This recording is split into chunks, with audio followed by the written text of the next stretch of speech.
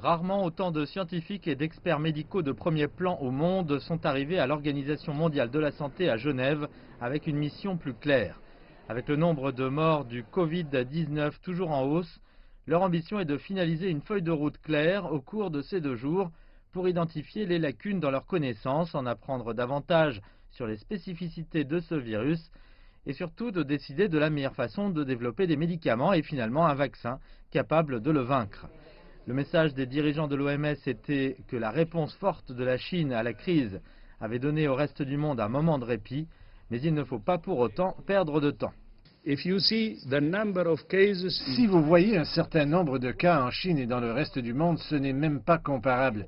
Et cela a pu être le cas grâce aux mesures sérieuses que la Chine prend à Wuhan et dans les autres provinces touchées.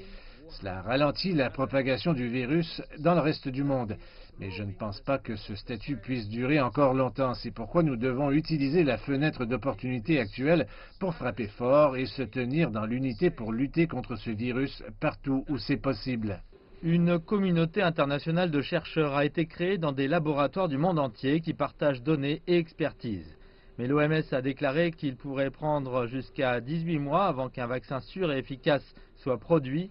Et dans l'intervalle, tout le monde devrait continuer à adopter une hygiène de base.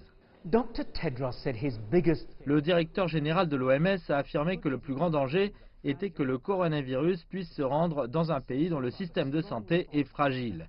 Il a déclaré que la réponse forte de la Chine avait pour l'instant largement protégé le reste du monde. Cependant, s'il finissait par trouver son chemin vers d'autres pays, le virus pourrait causer une pandémie. Pour lui, un virus comme celui-ci a la capacité de faire plus de dégâts que n'importe quel incident terroriste. Le monde devrait se réveiller au fait qu'il s'agit, selon lui, de l'ennemi public numéro 1.